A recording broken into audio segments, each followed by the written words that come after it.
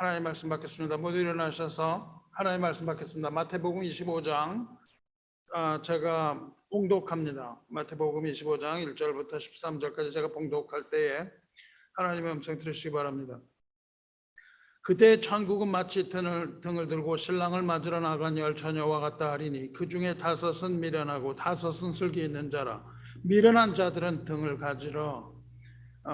가지되 기름을 가지지 아니하고 슬기 있는 자들은 그릇에 기름을 담아 등과 함께 가져갔더니 신랑이 더디움으로 다 졸며 잘세. 밤중에 소리가 나되 보라 신랑이로다 맞으러 나오라 하매 이에 그 처녀들이 다 일어나 등을 준비할세. 미련한 자들이 슬기 있는 자들에게 이르되 우리 등불이 꺼져가니 너희 기름을 좀 나눠달라 하거늘 슬기 있는 자들이 대답하여 이르되 우리와 너희가 쓰기에 다 부족할까 하노니 차라리 파는 자들에게 가서 너희 쓸 것을 사라 하니 그들이 사러 간 사이에 신랑이 오므로 준비하였던 자들은 함께 혼인잔치에 들어가고 문은 닫힌지라. 그 후에 남은 처녀들이 와서 이르되 주여 주여 우리에게 열어주소서. 대답하여 이르되 진실로 너희에게 이르노니 내가 너희를 알지 못하노라 하였느니라. 그런즉 깨어있으라. 너희는 그날과 그때를 알지 못하느니라. 아멘. 여러분 자리에 앉으시기 바랍니다. 성찬 예배에 나오신 형제자매 여러분 주님의 이름으로 환영합니다. 하나님 말씀 나누겠습니다. 우린 지금 대림절 아드벤트를 지나고 있습니다. 이 땅에 아기의 예수로 오셨던 우리 주님을 기다렸던 그 두 사람 시므온과 안나처럼 이제 우리 예수 그리스도의 그 공동체인 교회는 등불과 기름을 준비하고 기다리는 그 오늘 읽은 슬기로운 5 처녀들처럼 신부를 맞으러 오는 신랑을 기다리고 있습니다.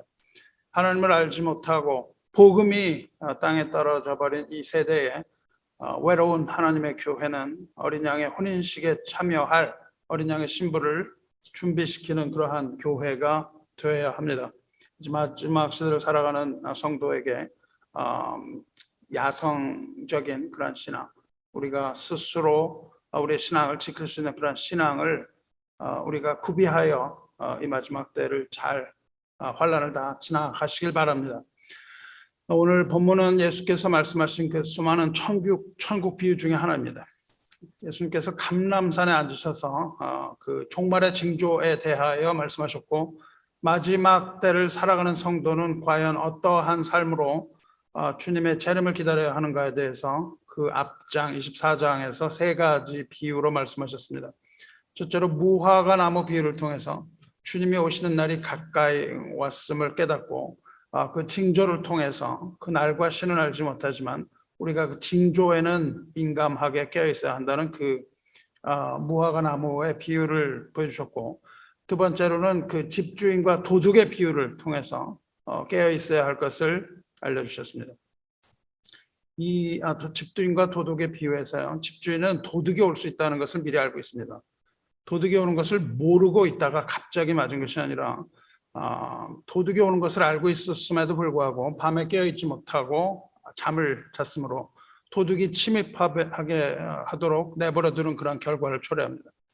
우리가 그 지식이 중요한 것이 아닙니다. 우리 집에 도둑이 들어올 수 있고 또 집이 그렇게 허술하고 여기저기 구멍이 뚫려 있다는 것을 아는 그 지식으로는 부족합니다. 그 지식이 아니라 우리가 실제로 깨어 있어서 도둑을 지키지 않는다면 어느 날 도둑이 지붕을 뚫고 들어와서 우리의 모든 것을 약탈해 갈 수도 있습니다. 그 2개의 비유를 보여주시고 세 번째로는 한 걸음 더 나아가서 더 적극적인 그런 삶에 대하여 말씀하세요. 그것은 선한 청지기 비유죠. 선한 청지기 비유를 통해서 하나님의 성도가 각각 맡은 사명을 잘 감당하면서 주님이 오시는 날 풍성한 열매를 맺어야 한다, 그런 것을 강조하셨습니다. 그리고 이제 25장 들어가서 오늘 말씀으로 이어집니다. 오늘 말씀은 예수님의 감람산 강화라고 부르는데, 이 감람산 강화인 오늘 본문으로 25장에 들어가는데, 이 본문은 그때라고 시작합니다. 그때라는 것은 앞서서 그 말씀하신 인자가 오는 때, 즉 주님이 오시는 날, 심판의 마지막 때를 말하는 것이며, 주님이 다시 오시는 그 여호와의 날, 크고 두려운 여호와의 날을 가리키는 것이죠. 그리고 심판과 더불어서 또 하나의 천국 비유를 오늘 말씀하시는 겁니다. 우리가 잘 아는 대로 열처녀 비유라는 제목이 붙은 그런 비유죠. 그러니까 이 비유는 앞에 나오는 그 세 비유의 연장선에 있습니다. 그것을 쭉 다 섞어서 우리가 계속해서 읽어나가야 이것을 이해하고 이 열처녀 비유 이후에 나오는 그 본문들을 계속 읽어나가야 주님께서 우리에게 주시는 분명한 메시지를 읽을 수 있습니다. 주님이 오시는 그날에는 깨어 있어야 할 뿐만 아니라 주님의 오심을 적극적으로 준비하고 있어야 된다. 그렇게 알려주시는 거예요. 깨어있다는 것은 keep on watching. 그러니까는 망을 계속 보고 있으라는 것이죠. 적군이 들어오는지 안 오는지 이렇게 보고 있으라고 말씀하셨는데 보고 있을 뿐만 아니라 준비를 하고 있어야 되는 거죠.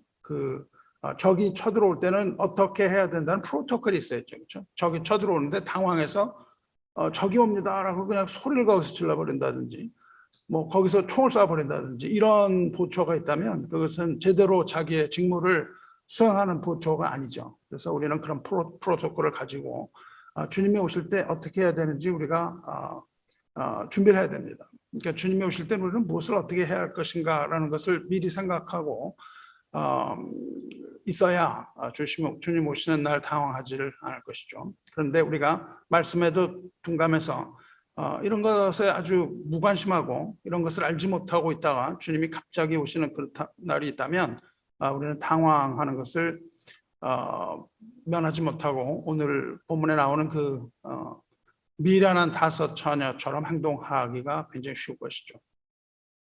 이 비유에서 여러분이 아시는 것처럼 열 처녀가 나오는데 열 처녀 중 슬기로운 다섯 처녀는 믿는 성도들이요. 나머지 미련한 다섯은 믿지 않는 사람이다. 이렇게 생각하기도 하는데 그렇지 않습니다. 열 처녀 모두 다섯은 믿는 사람, 다섯은 믿지 않는 사람 그런 것이 아니라 열 처녀 모두가 성도들의 공동체, 즉 교회와 성도들을 말합니다. 우리 모두를 다 합쳐서 열 처녀라고 말하는 거예요. 그런데 우리 중에 슬기로운 처녀가 있고 미련한 처녀가 다 섞여 있다는 겁니다. 이 열 처녀가 모두 다 등을 가지고 있었어요. 등을 안 갖고 있던 사람은 없습니다. 그러니까 등을 가지고 있다는 건 기다린다는 뜻이죠. 그렇지만 이 중에서 슬기로운 다섯 처녀는 등과 더불어 별도의 그릇에 기름을 가지고 있었어요. 그리고 미련한 처녀는 다섯 처녀는 등은 가지고 있지만 별도의 기름을 준비하지 않았어요. 이 유대인들의 결혼 풍습을 살피면은 신랑이 신부를 데리러 갑니다. 근데 신랑이 신부를 데려갈 때는 대부분 해가 딱 떨어지고 데려가는 거예요. 그것이 그날의 시작입니다. 그날이 시작할 때 신랑이 신부를 데리러 가니까 일단 해가 딱 떨어지는 그때예요. 그렇기 때문에 약간 어둑어둑한 것이죠. 그래서 사람들은 그 등을 갖다가 어떤 그 막대기 같은 데 매달아 가지고 신부를 데리러 오는 그 신랑의 길을 밝힙니다. 그런데 이때 모든 사람이 다 등불을 들고 나가야 돼요. 전원 빼놓지 않고 다 등불을 가지고 나가야 됩니다. 만약에 등불을 들지 않은 자가 거기 섞여 있으면 그 사람 불청객입니다. 우리도 왜 그 뭐 피로연 같은 데 보면 말이죠.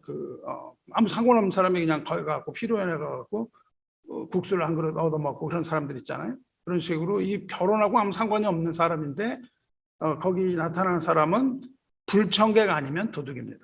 그래서 그 등을 들지 않은 사람은 결혼에 그 혼인식에 참가할 수 없는 사람이에요. 그러므로 이 말씀에서 말씀하시는 그 등은 신랑이신 주님의 재림을 맞는 모든 성도가 마땅히 준비해야 하는 어떤 겁니다. 이 등이 없으면은 주님을 맞으러 나갈 수가 없다는 거예요. 그래서 이 열 처녀 모두가 다 등을 준비합니다.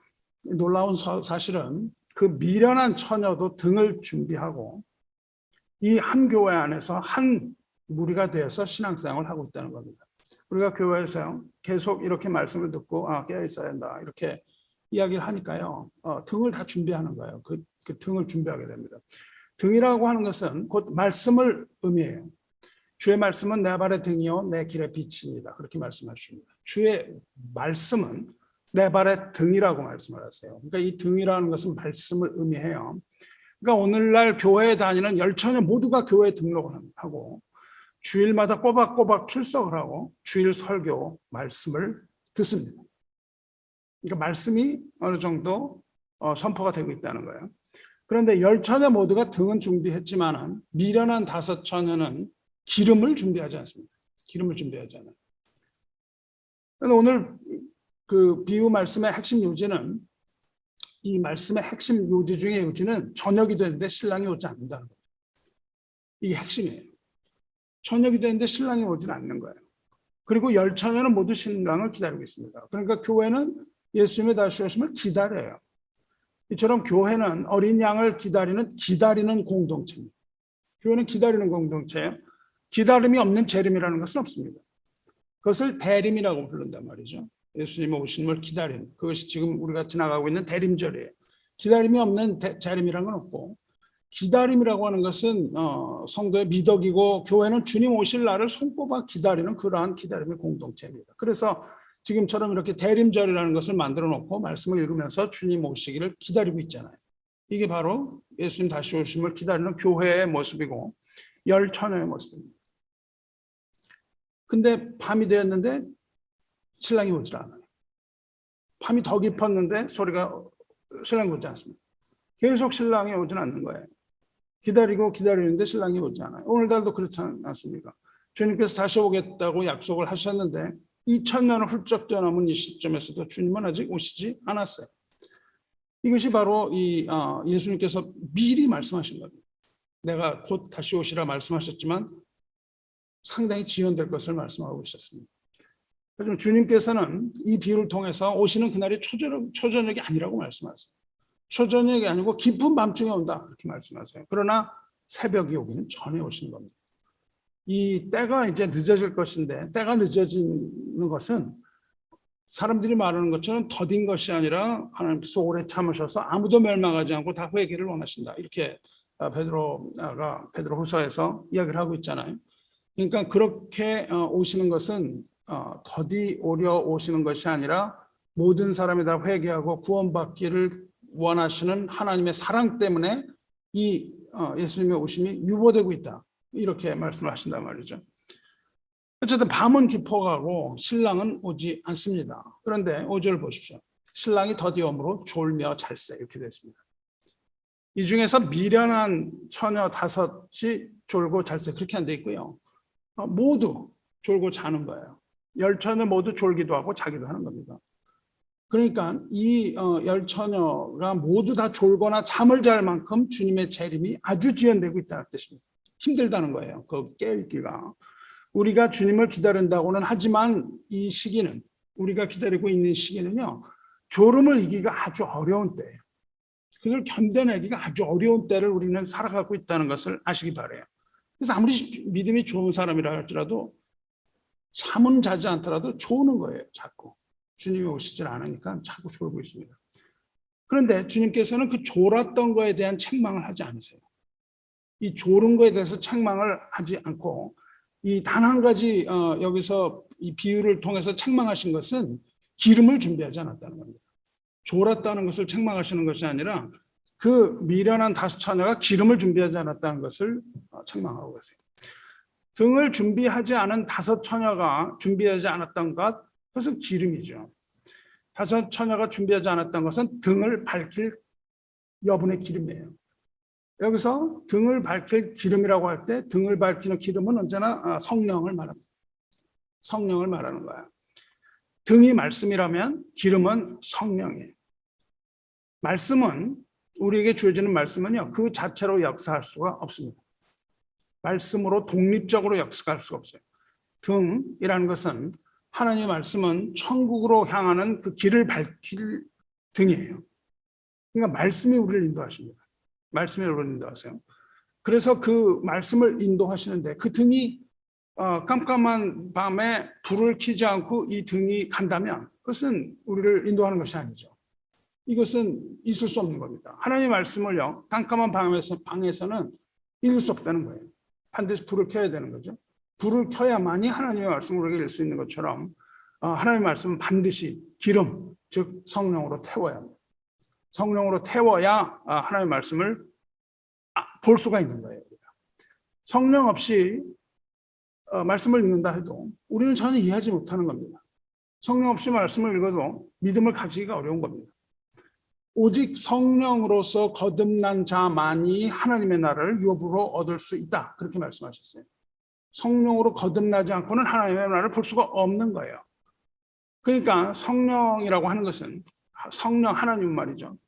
어떤 신비한 어떤 그런 능력을 가진 요술 램프 같은 것이 아니라 성령은 우리의 믿음을 타게 하는 기름이에요. 그리고 하나님의 말씀을 이해하게 하는 그런 역할을 하십니다. 등을 밝히게 하면서 하나님의 인도를 받게 하는 우리 삶의 원동력이 성령이에요. 그래서 로마서 8장 14절에는 무릇 하나님의 영으로 인도함을 받는 사람은 곧 하나님의 아들이라 그렇게 말씀하셨습니다. 하나님의 아들은 성령으로 인도함을 받는 자예요. 성령의 인도함을 받지 못하는 자는 하나님의 자녀라 할 수가 없다는 것이죠. 반대로 하나님의 자녀면 반드시 성령께서 인도하여 주신다는 거예요.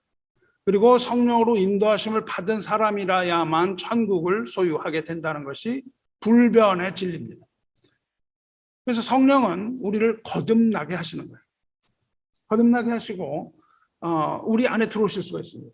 왜 성령께서 우리 안에 들어오실 수 있냐면 우리가 하나님의 형상을 가졌기 때문에, 하나님의 형상을 가졌기 때문에 하나님에서 그 안에 거하실 수 있는 거예요. 그래서 성령을 우리는 거듭나게 하시고 우리 안에 거하세요. 그렇게 하면서 그 자녀를 가르치십니다. 그래서 인도하는 방법이고요.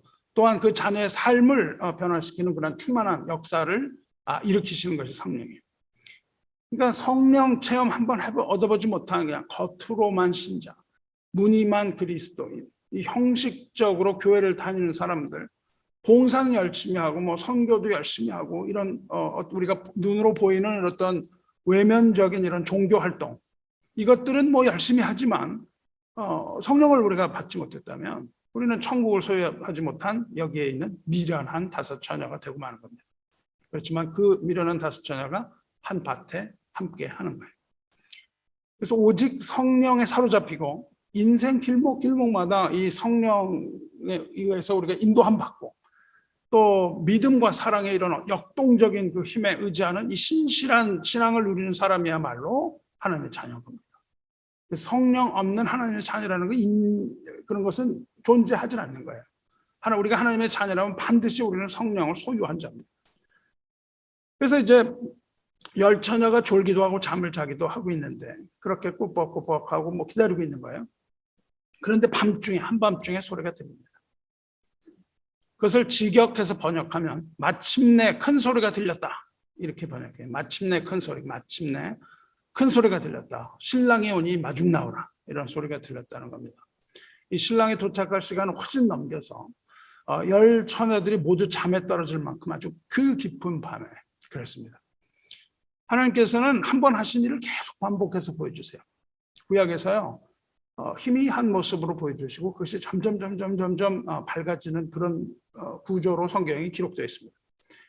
이것을 어디서 처음 보여주시냐면 출애굽 때 보여주십니다. 출애굽께서 주님께서 깊은 밤에 오세요.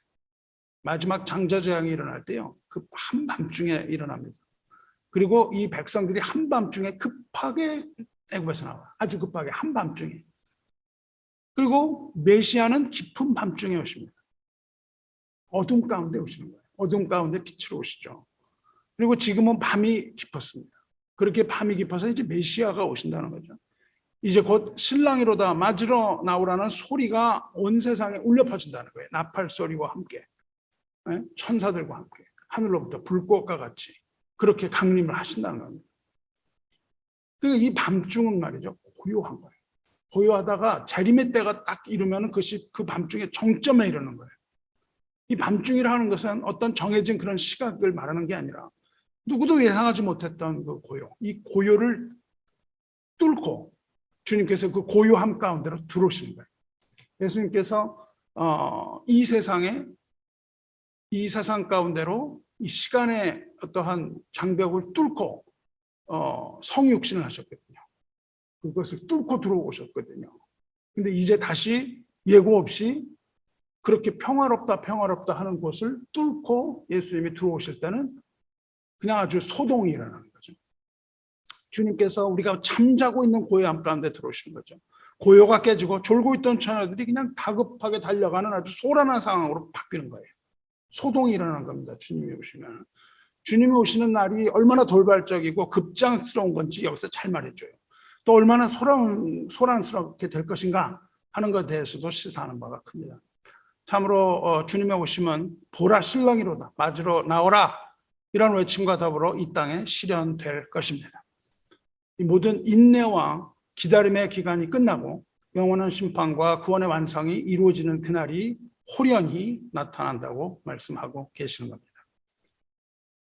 그때 교회는 등과 기름을 준비하고 이 소리, 이 외침, 하늘로부터 하는 이 외침을 기다리고 있다가 그것을 듣고 달려나가는 5처녀만, 교회 전원이 그렇게 되는 게 아니고요. 그걸 듣고 달려나가는 5처녀만이 신랑을 맞는다는 것이 오늘 말씀의 핵심입니다.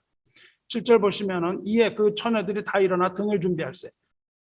그러니까 미련한 처녀나 슬기로운 처녀 모두 신랑 맞이하려고 하는 사람들이에요. 그리스도의 신부인 교회 공동체는 주님이 오시는 날 졸음과 잠에서 깨어나 모두 맞으러 나가기 위해 준비하는 사람들. 동일해요. 겉으로 볼 때는. 이 시점까지 미련한 자와 슬기로운 자가 구별되지 않습니다. 교회에서 미련한 자와 슬기로운 자가 구별이 안 돼요. 교회는 슬기로운 자와 미련한 자가 공존합니다. 마치 알곡과 가라지 비유에서처럼 알곡과 가라지가 한 밭에 공존해요. 알곡은 믿는 사람이고 가라지는 믿지 않는 사람이다. 그런 게 아니에요. 알곡도 믿는다고 교회를 다니는 사람이고 가라지도 믿는다고 교회를 다니는 사람이에요. 그리고 겉으로 볼 때는 모릅니다. 그래서 예수님께서 가라지를 베지 말라고 말씀하시는 거예요. 겉으로 알 수 없기 때문에. 근데 신랑을 맞이하러 가는 시간이 오는데 신랑을 맞이하러 가기 위해서 등을 밝혀요.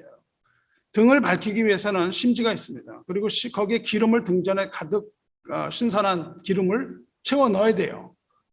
거기 그리고 불을 붙이는 겁니다. 그러면 기름이 타는 거예요. 심지가 타는 것이 아니라 기름이 타는 겁니다. 근데 만약에 등에 기름이 없는데 불을 붙이면 어떻게 돼요? 등에 기름이 없이 불을 붙이면은 기름이 타는 것이 아니라 심지가 타는 겁니다. 심지가 타는 거예요. 그리고 심지가 다 타고 나면 등이 타는 겁니다. 그러니까 등은 그냥 연기를 뿜어내면서 타버리고 마는 겁니다. 기름이 없이 등에 불을 붙이면 등마저도 태워버리는 거예요. 이 미련한 처녀의 상태는 지금 마른 심지 같은 상태라는 겁니다. 이 마른 심지에 불을 붙이는 거예요. 말씀은 듣기는 들어도 도무지 알지 못하는 상태입니다. 이 하나님의 계명을 듣기는 들어도 전혀 지키지 못하는 상태예요.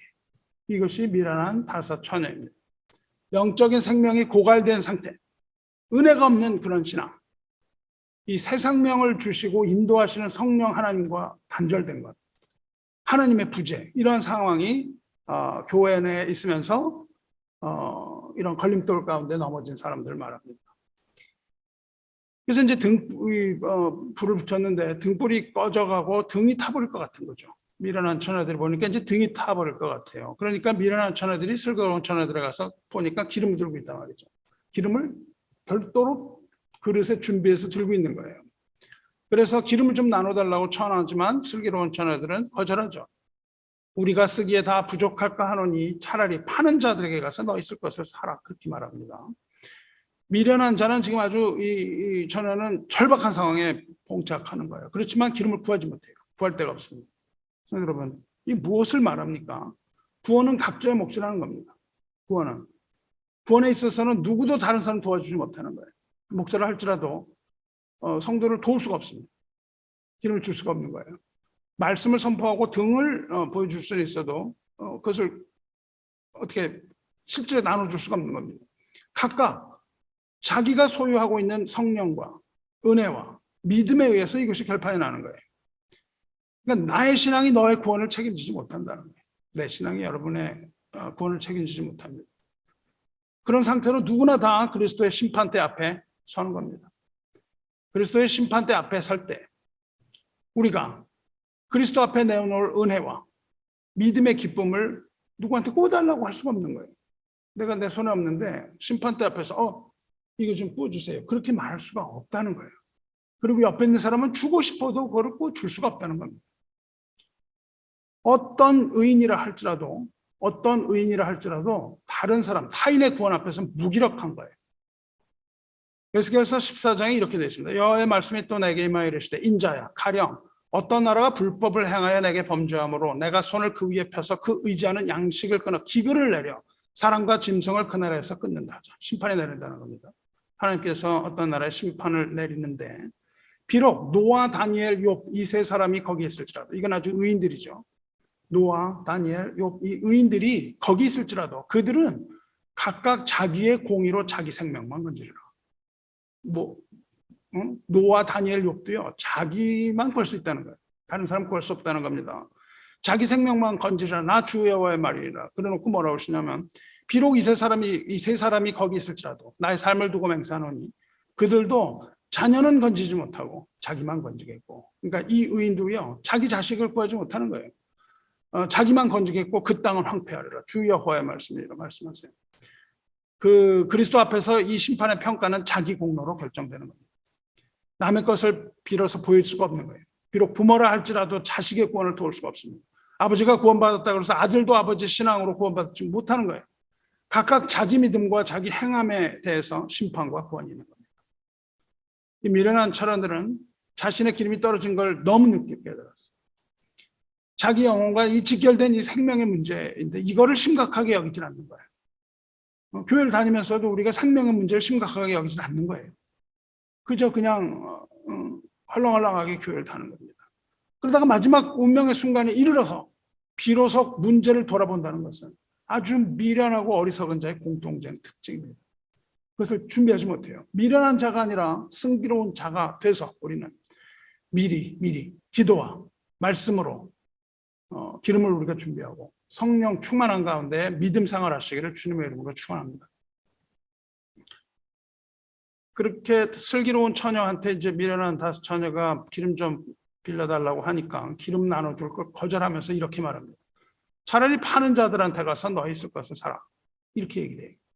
기름을 파는 자들이 누굽니까? 기름을 파는 자는 우리에게 주어진 선지자들과 사도들과 모세의 율법과 이런 걸 말하는 겁니다.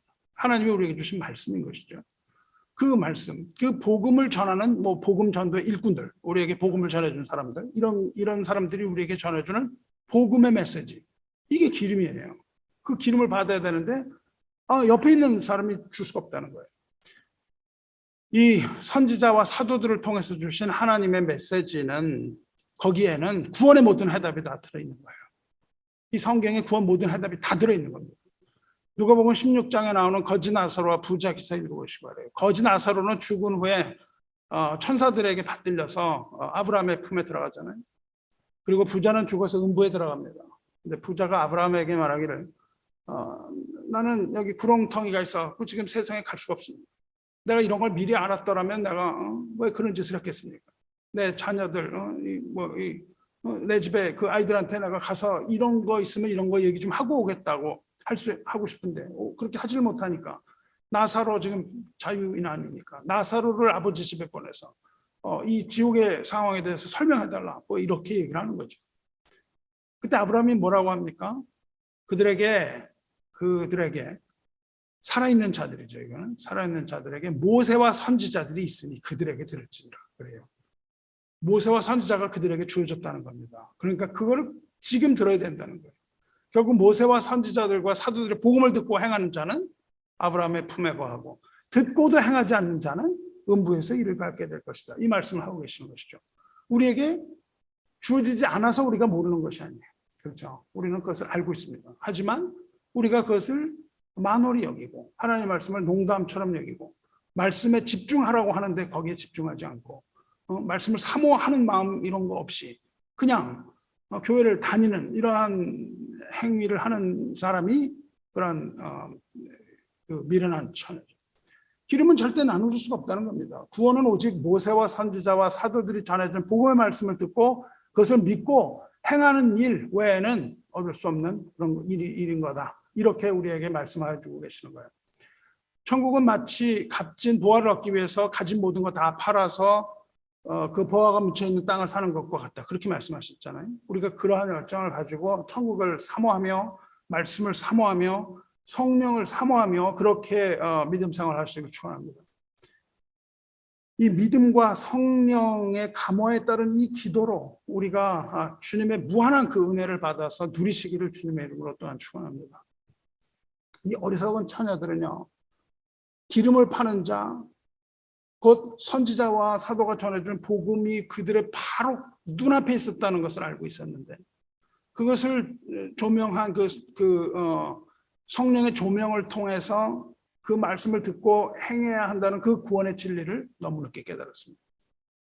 그래서 그것은 어리석은 것이 되었죠. 교회는 기다리는 공동체라고 말씀드렸습니다. 신랑이 오시는 목적이 뭐예요? 신랑이 오시는 목적은요, 기름 준비하는 데 목적이 있는 게 아니에요. 기름 준비하라고 모시는 게 아닙니다. 그러니까 기름 준비 그 자체에 있는 게 아니에요. 신랑이 오시는 이유는 뭡니까? 모두 함께 혼인잔치에 들어가는 게 목적이에요. 그것이 신랑이 오신 목적입니다. 그러므로 주님을 기다리는 이 공동체, 우리 교회가 추구해야 되는 것은 준비하는 데 목적이 있는 건 아니에요. 다만 주님과 함께 혼인잔치에 들어가게 하는 데 필요한 것입니다. 그러니까 우리의 목적은 그 기름 준비한다고 다른 데 또 눈을 돌려서는 안 되고요. 우리가 무엇을 바라야 돼요? 어린 양을 바라봐야 돼요. 신랑을 바라봐야 돼요. 거기에 주인은 신랑인데 자칫 또 뭘 하고 있냐면 기름을 잡고 기름만을 보고 있는 그런 어리석음도 있어요.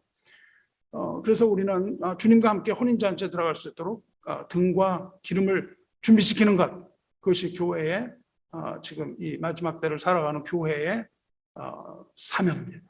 그것이 사명이에요. 그런 기름을 준비시켜야 합니다. 이 시대의 교회는 신부를 준비시키는 그런 교회라야 합니다. 말씀 맺으려고 해요. 이 어리석은 처녀가 기름을 사러 간 사이에 슬기로운 처녀들은 혼인잔치에 들어가요. 하지만 그들이 들어가고 난 후에 문이 닫힙니다. 문이 닫혀요. 근데 그 문은 어린 양이 여시면 닫을 자가 없고 닫으면 열 자가 없는 거예요. 한번 닫히면 열리지가 않습니다. 이 뒤늦게 들어온 어리석은 처녀들이 주여 주여 우리에게 열어주셔서 그리고 갑니다. 그렇게 통곡하고 외쳤지만 문은 열리지 않고 소리가 들립니다. 그런즉 깨어있으라. 너희는 그때를 알지 못하니라. 이렇게 말씀하세요. 그러니까 거기에 대한 더 이상의 긍휼이나 자비가 없다는 겁니다. 문이 닫힌 다음에는 긍휼이나 자비가 없어요. 그리고 우리에게는 뭘 주셨냐면 선지자와 사도와 하나님의 말씀을 주셨어요. 그리고 교회를 주셨습니다. 그러니까 우리가 이 교회를 통하여 이와 같은 등불과 성령을 준비하는 그러한 교회가 되지 않는다면 그 마지막 순간에서 그것을 깨달은 다음에는 더 이상의 기회가 없다는 거예요. 그러니까 지금 오직 오늘이라 하는 이날, 오직 오늘에만 우리는 그걸 할 수 있는 거예요. 오직 오늘 우리에게 주어진 기회를 붙잡는 겁니다. 세월을 아끼라 때가 악하니라 말씀하셨어요. 그 세월이라는 것은 오는 기회를 붙잡으라는 거예요. 우리에게 오는 것. 저는 성도 여러분, 이것이 바로 우리가 깨어야 되는 이유입니다. 깨어 있어야 하는 이유예요. 마지막 때 주님의 다시 오심을 기다리는 이 공동체, 이 그리스도의 교회는요, 항상 깨어서 기도하고 긴장을 놓지 말아야 돼요. 언제나 기름을 준비하는 그런 삶을 살아야 됩니다. 그래서 이러한 삶으로 우리가 대림절 이 기간 동안 우리가 주님을 기다리다가 주님이 오시는 그날 이 천국 혼인잔치에 우리가 참여하고 그 문 안으로 들어가는 슬기로운 그런 처녀 되시기를 주님의 이름으로 축원합니다. 함께 기도하겠습니다. 하늘에 계신 하나님 아버지, 이 저녁에 주님의 성찬 받고자 모인 주님의 자녀들에게 십자가에서 흘리신 그 그리스도의 보배로운 피를 알게 하여 주심 감사합니다. 죄사함을 얻게 하려고 많은 사람을 위해 흘리신 그리스도의 피, 흠없고 점없는 어린 양 같은 그 보배로운 피로서, 그 언약의 피로서 우리의 모든 죄 다 사하시고 주님의 피 안에서 참 자유를 얻게 하시며 죄와 사망의 쳇바퀴로부터 벗어나게 해주시는 은혜 감사하고 감사합니다. 이제 이 열천회의 비유를 우리에게 주셨으니 우리로 하여금 게으르지 아니하고 주 안에서 경책하며 깨어서 주님 오시는 그날 미련한 다섯 처녀처럼 되지 않고 하나님의 말씀 사모하고 하나님의 말씀 가운데 우리가 목마름으로 나아가고 또한 슬기로운 다섯 처녀와 같이 등과 함께 기름을 따로 준비하여 등을 태우지 않고 성령의 등불을 밝힘으로 신랑 맞을 수 있는 그런 지혜와 지식을 허락하여 주시옵소서. 밤중에 소리가 날 때 우리가 그 소리를 듣기 원합니다. 우리가 그 소리를 듣고 서둘러 신랑을 맞음으로 천국의 기쁨을 신랑이신 어린 양과 함께 누리게 하여 주시옵소서. 이제 우리가 또한 성찬을 나눌 때 성령으로 함께 해 주시기 바랍니다. 그래야 우리가 성령 충만함 얻고 세상 살아갈 이 소망을 하늘로부터 부어 주시옵소서. 우리를 위하여 피 흘리신 하나님의 어린 양, 우리 주 예수 그리스도의 거룩하신 이름으로 기도 드리옵나이다. 아멘.